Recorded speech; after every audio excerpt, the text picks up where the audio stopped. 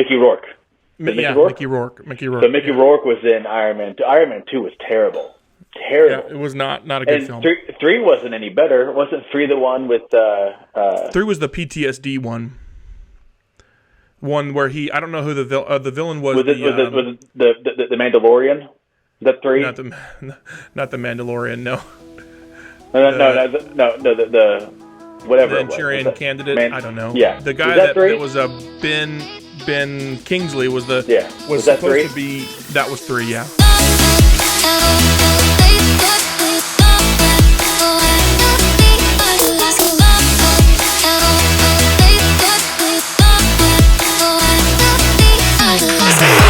Nerdy, unqualified, and probably indistinguishable from rambling. Welcome to the A&D Show.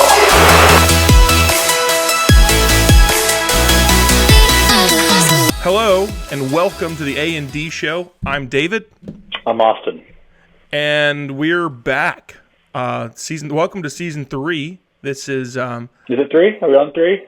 I think we're on 3. I think it's officially 3 now. Two years of garbage. Yeah, 2 years of garbage, like a year and a half hiatus, and we're back. We're older, we're seasoned, we're more, exposed to life. You're married. I'm married now. A lot has happened in the last year and a half. I got married. I have dogs. I have a home. You see all this behind me. This is my new set, and it is definitely not my own creation. My wife is to thank for all the fancy macrame and wicker shelves and plants and things, so you can thank her for that. But this is my temporary set. This is my temporary set while we bought a new house, and it's got a little bit of a bat problem. So, oh wow, cool that stuff. sounds fun. It's neat. If you ever want to test the resolve of your marriage, find out you have bats and see how long you last. Yeah, I'm sure. I will definitely not do that ever. Smart. So it seems like the wise choice overall. Yeah. So we've got a couple of things we wanted to talk about. We're excited. It's a new year. 2020 is behind us, at least literally. The memory of it still lingers on in our hearts and minds. But we're just trudging on through. We're gonna do good. Austin, you have overcome Corona yourself personally, so praise the Lord for that. That's no small feat. There were silver linings. Like I could play video games for 10 days. Mm-hmm. It was nice. I beat Star Wars Fallen Jedi. I beat Call of Duty Cold War, which is a trash game. I mean, graphically it's phenomenal, but it's such a short game. You have here's 6 missions. Good luck. So it kind of stunk, but it's that short, really? It was really short. It was real short. Well, I beat it. I would say that I put probably 4 hours into it, maybe 5. It was just super short, and it wasn't like I was playing on easy. It was a bad game. Well, that stinks. Yeah, it does. Seems like Star Wars has really been letting a lot of people down lately. Well, Fallen Jedi is phenomenal. The game? Yeah. So I guess there's nothing else named Fallen Jedi. Yeah. So Call of Duty Cold War is trash. Fallen Jedi was phenomenal. Well, hold on. Because I got to stop you right there. Because Call of Duty Cold War, I actually quite like in a lot of ways. Of course, this is diametrically opposed opinions. It's what it's been since day one. So I like Ronald Reagan telling me to kill terrorists. I'm good with that. That's the best part. Kill him for the Gipper. Absolutely. So here's the thing. I don't disagree with you. The campaign mode on that game was a little very bit short. weak. Very short. Very short. Very, very short. I think I beat the whole thing in less than just a few hours. Probably about the same time that you spent on that other Star Wars game. But I really like the gameplay. I really like the online multiplayer. I don't play online enough, so that's probably where I'm lacking in the game. I don't play online. I get on with my brother, and my wife actually plays online with us too from time to time. So we'll have to get you in and squad up sometime. That'll be fun. I'm inappropriate in squads, but that's fine. Let's do it. You know what? It's fine. I mean, when are you not inappropriate? All right. Well, here's the deal. So there's a lot of pop culture news that's been making the headlines recently. And I think the first and most important thing that we really need to talk about for this week's episode is Batman. Now, here's the thing. There is so much happening in the world of Batman right now. We've got there was the travesty that was Justice League in its original conception, and then lo and behold, what was it, mid to late last year, we had this announcement that Warner Brothers through HBO Max has brought on Zack Snyder to finish his version of Justice League. They've thrown $30 million at him for additional effects to finish out the movie. And the last report that I heard is that it's going to be either a 4-hour-long epic film or a four-part, 1-hour-long per series. And that it's just going to be basically what it was he had originally conceived. From what I'd heard, I think the latest news is that it's a 1-hour, which kind of stinks because I want to indulge myself for 4 hours of happiness because Zack Snyder is a phenomenal filmmaker. Yeah, I mean, you can't mince words on that. He's very, very good at what he does, and so. When Whedon took over Justice League, I mean, he ruined the film. The film. I mean, don't get me wrong. I appreciate Joss and what he's done in other franchises. But when you look at the track record that Zack had set and the trend and the style and the overall ambiance that he had built all the way back from Watchmen, I mean, he did. I mean, that was one of the biggest and most grandiose, gritty sci-fi, comic book character features that was made at the time. I mean, it was fantastic. I mean, it was a little rough around the edges, content-wise, but overall, I mean, the film, it was amazing. The visuals and everything, and they carried that trend through when they came into Man of Steel, when they did Batman v Superman, and, when Batman v Superman hits theaters, then you start to notice that there are some discrepancies between Zack and the studio, because the theatrical release, though it was a good film and it had a lot of good parts, it just seemed like a jumbled mess. And it wasn't until he was able to release his ultimate edition, the director's cut, so to speak, that it really took shape the way that it should have and led clearly into the Justice League, Wonder Woman, Aquaman, all those other films that it was preceding. And the problem is that when you watch Justice League, you're watching two different films because there were scenes that Snyder had already done that were staying in, and then you had Joss's version, and it was sort of. But Warner Brothers, they wanted this Marvel-esque feel where it was bright, campy, colorful, and bright, and that's not what DC needs to do. What DC does best, they set a trend whenever they did The Dark Knight. Before The Dark Knight, these superhero movies, it was like Spider-Man 1, 2, 3. It was all, they were campy. Think about Tobey Maguire dancing after he gets the Venom suit or whatever. He's dancing in the, because he's a bad symbiote or whatever. It's the gif of all gifs. Right, exactly. But it was a different world. And so Dark Knight comes out, and Dark Knight sets his precedent for, hey, you could have uber-realistic, gritty, dark films that are superhero, they're superhero based, that appeal to a very large audience. Because the thing with Dark Knight, it wasn't like you had Dr. Octopus with these magic arms, or whatever, the Green Goblin or whatever. When it came to the Dark Knight and it came to Joker in particular, it felt like, I know it's a superhero movie, but like a guy could be like this. A guy could go this unhinged and go crazy. And so you had this movie that was just totally different than anything that was already out there, and it was phenomenal. And then Marvel comes in. Marvel makes their movies, and I'm not going to dump on Marvel. I think that the Marvel movies are good in their own right. Most of them are pretty decent. But I've always, I don't think it's a mystery that I've always been a bigger fan of DC than I have been Marvel. I think just story wise, because I've always been a massive Batman fan, and I think that the characters in Batman that Bob Kane made are phenomenal. Yeah. And so, when you have Joss come in and Joss ruins what should have been a very good movie, it was a movie that I was super amped about. Yeah. And I watched Justice League more than once, and I wasn't as hard on it as critics were. Sure. But it wasn't a good movie. Yeah, it just, from the perspective of somebody as a fan again, like you, as a fan of DC Comics, the thing that I always liked about DC Comics over Marvel was that DC, the original conception of it DC actually has an acronym. It stands for Detective Comics. And it was meant to be originally grounded more in reality, grounded in more of this kind of mystery and suspense, and it was meant to be grittier and darker. I mean, the original conception of Batman actually had him as a private detective, a gun-wielding private detective who, he just did his own thing, and, he beat the criminals until they confessed and then left them bloodied on the steps of Gotham PD. And so, for them to, and I think, you're right, whenever it comes down to it, whenever they kicked off with the Dark Knight trilogy, I mean, Christopher Nolan and his work and that was phenomenal, and all the actors and all the production and everything that they put into that really made it just top of the wall.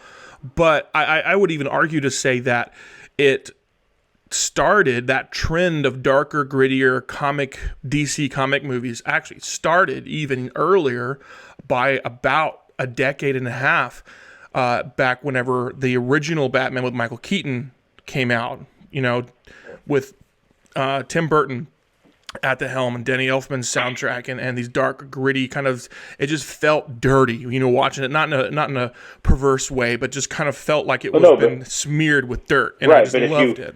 Correct, because if you look at Batman and Batman Returns, and then you look at Batman Forever and Batman and Robin, when Joel Schumacher stepped in and took over, it just kind of went all glitz and glam, which if you know anything about Joel Schumacher, you kind of understand why. But the whole deal with Tim Burton, I mean, Tim Burton is who he is. Every film that he makes is very clearly a Tim Burton style.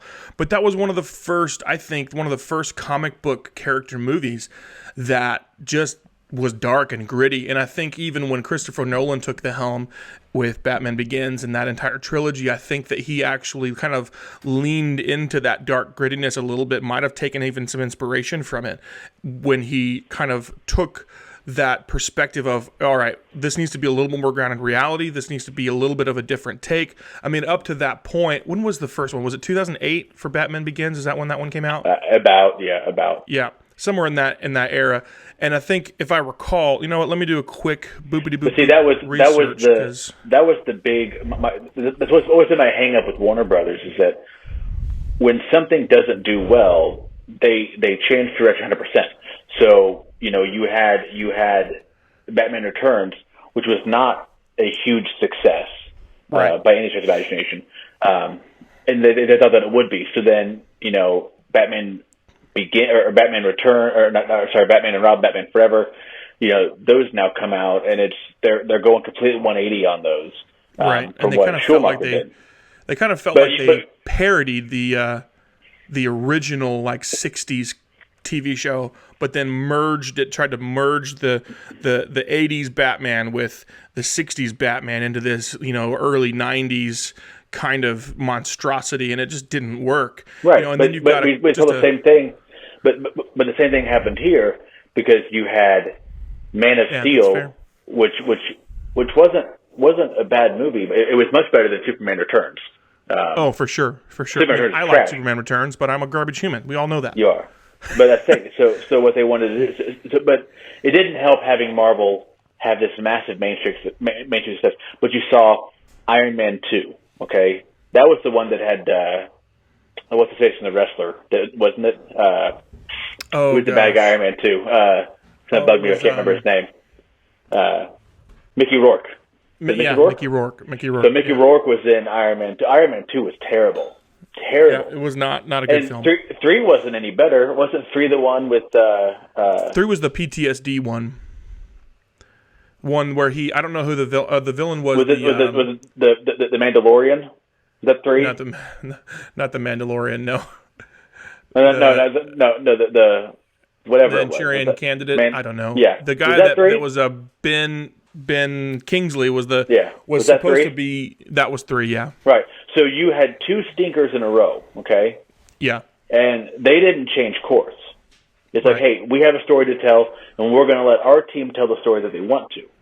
Now, Snyder's situation is different, because Snyder had a daughter that sadly and tragically committed suicide. So I understand why he can't be here. A responsible studio would have said, I don't care if we have to shelve this for a year. You take care of your family, and we'll be here waiting for you. Instead of saying, hey, we've got to push this thing out. Let's have somebody else do it who's not made, in my opinion, a great movie for years. Sure, Buffy was great, but that was, the 90s? Well, I mean, you have to look at Joss's reputation, because Joss is the kind of person who doesn't make great films. He makes films that are not well received, but that then are, in retrospect, well loved in a cult fashion. For example, the show Firefly was an entirely Joss Whedon concoction, and that show is fantastic. And the subsequent movie, Serenity, that came out to kind of finish the storyline, also wonderfully done, incredible world building, storytelling, great job. But and you can blame it on whatever you want, but the reality is that when that show aired, it was so poorly received that it was killed after the first episode. It was done. And the same with, Buffy was great, and Angel or whatever it was, they were all great. They were all Joss Whedon vehicles. But at the same time, you have to kind of look at them and were they as popular when they were airing as they are in culture now after the fact? That's a definite no. And so when you look at Joss's history, with the only exception that I can come up with, and I could be wrong, I haven't really done the research on this, but with the only exception to that rule being the first Avengers movie, that was the biggest blockbuster film that I can think of that has his name attached. That was instantly a hit. And so that's what Warner Brothers is doing. They're looking at it from the perspective of, we've got to get this guy who helmed this great movie in here to fix our film. They were thinking, unfortunately and mistakenly, they were thinking Joss Whedon is the reason this movie was good. And though Joss Whedon does have a lot of good credits to his name and is a good director and a good writer, that's not necessarily the case. And that was their mistake. Instead of looking at, Kevin Feige as being the brain of Marvel, and he was the one that's putting all this together, and his team, and then all the actors. He was building a story. Right. He was bringing this story together. And at that time, aren't you looking at when did the Avengers movie come out? It was 2012, 2011? So you're looking at 3 or 4 years, 4 or 5 different movies of world building just to get to that point. Whereas DC, that was one of the things that the common perception was they were pushing so fast to get to it. But he had just come off of Age of Ultron in 2015. Who, Joss had? Yeah. Which I loved Age of Ultron. Okay, it wasn't my favorite, but it was good.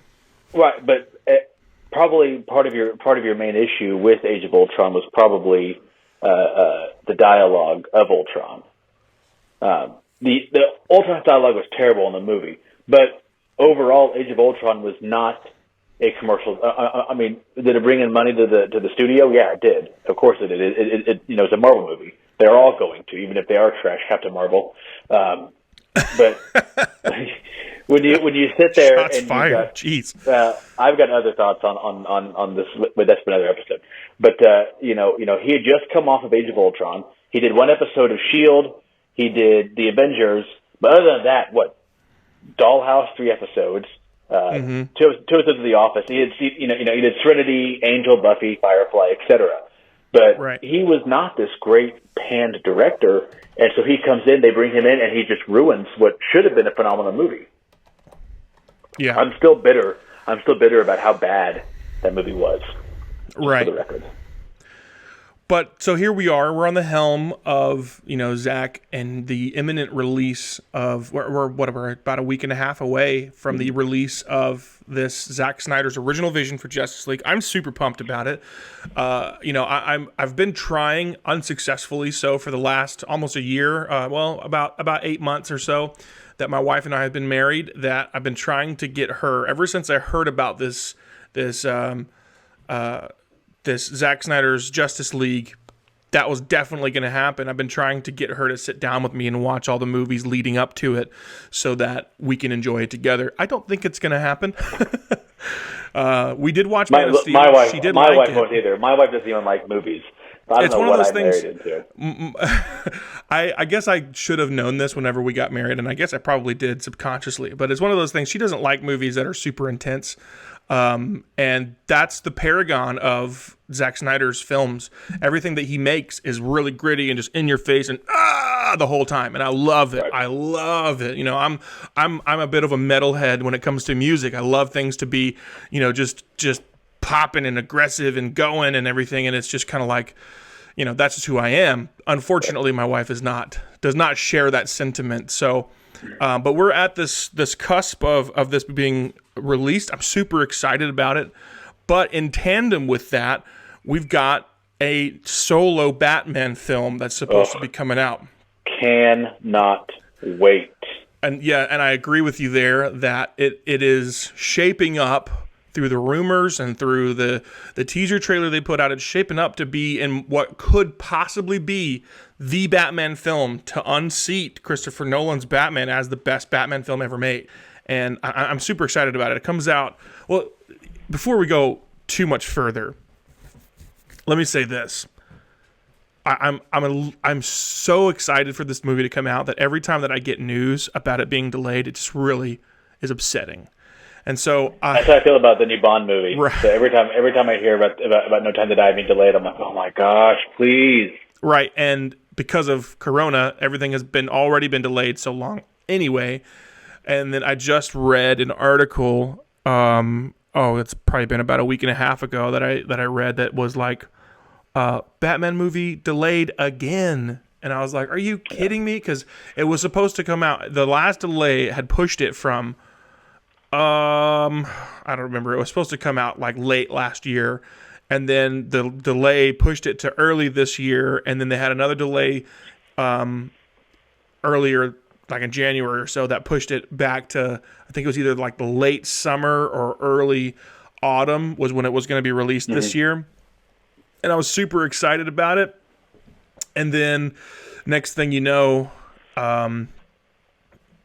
they send out another thing that says, due to fill in the blank, I don't even know at this point, they've moved the movie back and it's not set to release until like March of 22. Yeah. Which stinks. But, you know, if that ensures a better film that's made, I'm fine with that. You know, I'm super excited because Robert Pattinson is an incredible actor. Right. Sure. He was in Twilight. I know he was. I get it. Right. All right. He was a glittery vampire. I understand the concern. The fact of the matter, if you ever watched a movie that's got him in there that's not called Twilight, go watch Tenet. Which I was about to recommend the same. Tenet's hard to watch. It confuses the tar to me, but he's phenomenal. He's great. It was a wonderful film. So I loved it. The trailers, the trailers that have emo Robert Pattinson for the new Batman movie look just phenomenal. Yeah. And I'm not convinced. My hot take is I'm not convinced that the in the trailer you see that face with duct tape on it. Yeah. I'm not convinced. So they're like, it's because the Riddler's the bad guy. Yeah. That may be.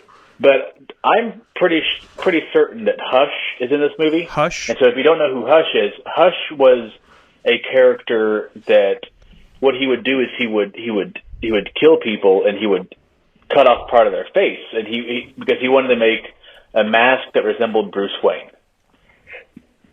That's dark character. That is real dark. Correct.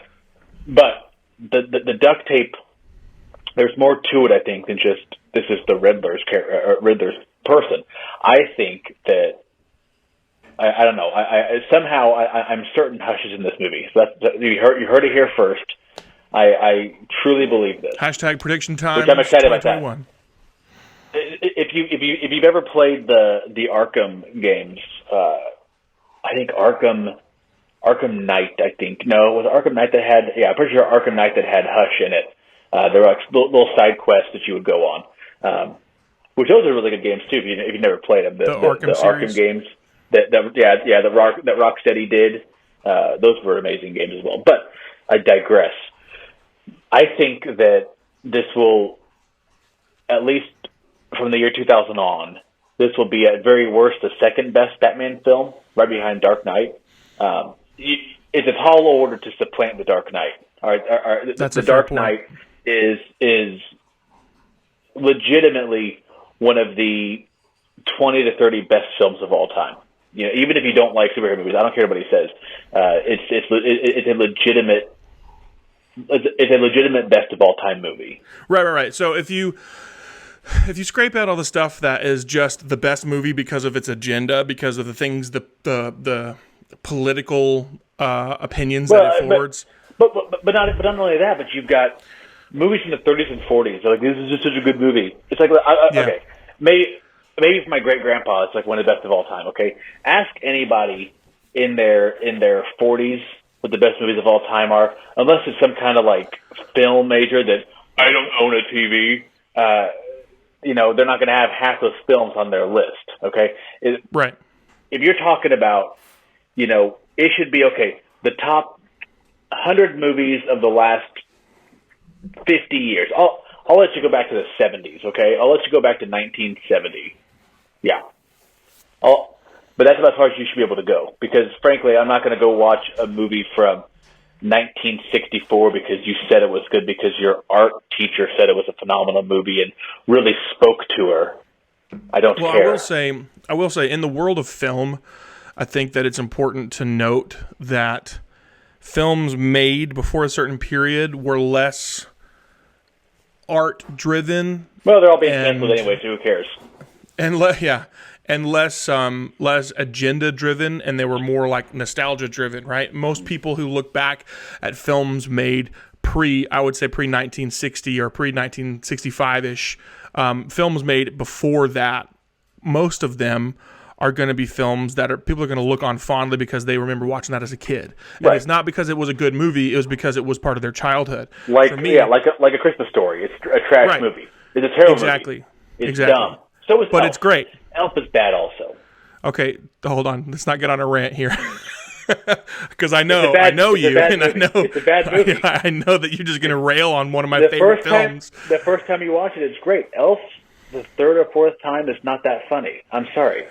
Well, here's the thing, though. Whenever you look back at it, for me, my personal experience is that there are films that are pre-1965 and some of them post-1965 that I have a huge personal admiration for. Not because they're well made, but because they're part of my heritage. They're movies that I grew up on that I love.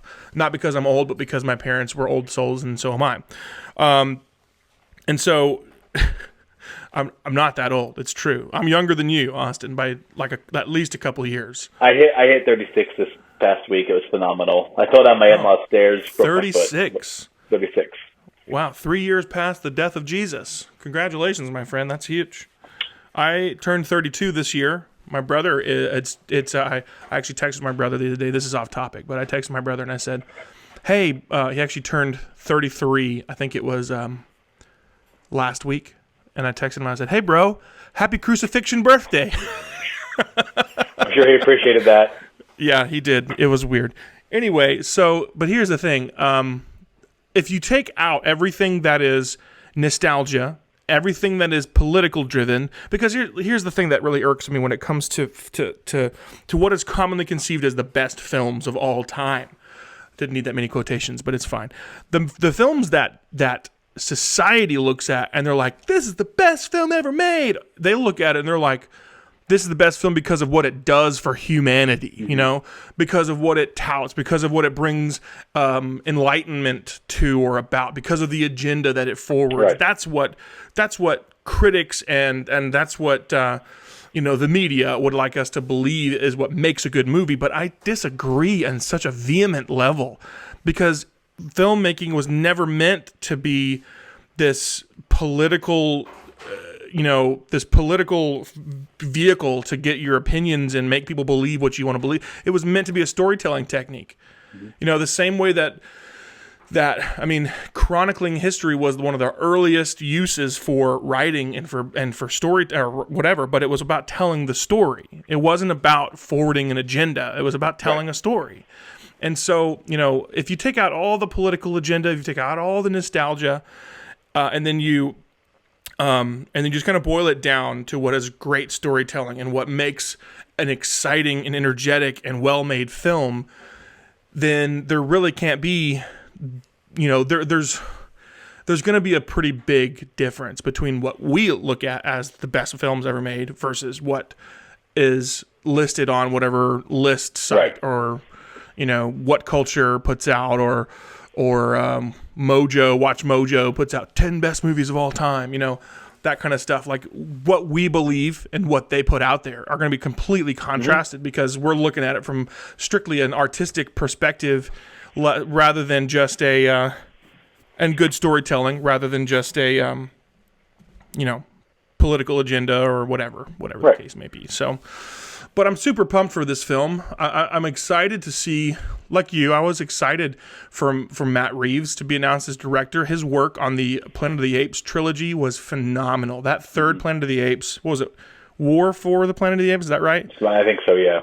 Oh my goodness, that movie is just a masterclass in filmmaking. Right. It beautifully shot and arranged, but the storytelling, the pacing, it was just incredible. And so I was excited to see him announced as the director, just because of the fact that I believe that he's got what it takes to make a singularly great film. Whether they ever make a sequel to it or not, that's one of the things that really gets on my nerves. I wish they would stop focusing on universe and just start making great films again. Right. Standalone films again. I don't necessarily need a Justice League. I don't need all these tie-in films. But I want good Batman movies again. I want a good Superman film. I want a good, Wonder Woman 84 wasn't good. I haven't seen it. It's probably okay that it went to HBO Max originally, because it wasn't very good. I'm interested to see it, because I really liked the first one. Mm-hmm. I did too. If this is a cheapened version or a cheapened recall or whatever, it felt that way. It felt that way. Well, I will say, when it comes to Warner Brothers, they have such incredible IP, intellectual property, that it's sad that they can't really nail down the formula. Right. But at the same time, when the Marvel Cinematic Universe was just exploding and everybody's like, oh my gosh, everybody needs a universe. The Dark Universe was coming out, their Monsters Universe was coming out, the DCEU was coming out, and everything's like just happened around these universe building things. And that's a great storytelling method or vehicle or whatever. But, when it comes down to it, DC failed at that. I mean, there's no way around it. They failed hard at that. But I think they're now positioning themselves. They're doing a little bit of retrospective with the Zack Snyder Justice League, and I think that's a great way to kind of just bookend their universe work. But, I think that they've finally kind of come to terms with the fact that the universe really isn't the right way to go for them. And, making movies that are interconnected by a shared universe is not a bad idea, but not focusing on building that universe so much as focusing on making great standalone films.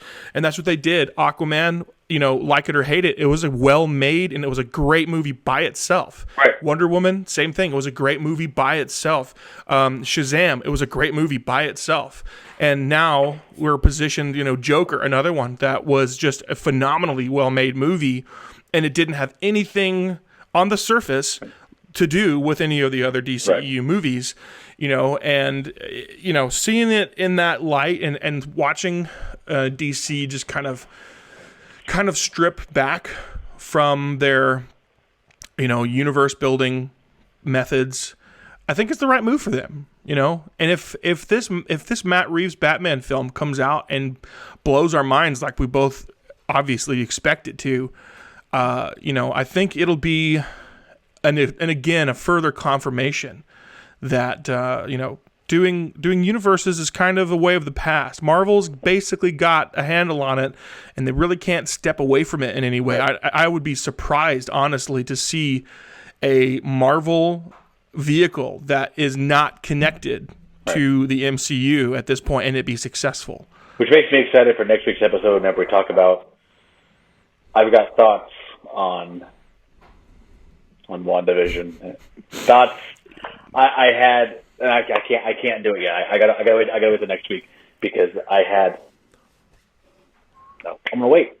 Okay. Well, with that in mind, we are out of time for this week and out of time for my computer. So let's just cut it off right here, and let's just say we're excited about Batman. We're excited about the Justice League Zack Snyder version, and tune in next week because, whoa, I almost knocked my light off my desk just then. That was crazy. Anyway, tune in next week because we're going to have another episode, or next 2. I don't know how long we're going to be able to get. How long it's going to be because it's going to determine our schedules. Recording from the distance is difficult, but we're going to do our best to have another episode ready for you guys coming soon. We hope that you stick with us. Click the button to subscribe, to like, all that kind of stuff. And wherever it's somewhere over here. I don't know which side of the screen they're going to be looking at for me. I'm looking at it at 2 different...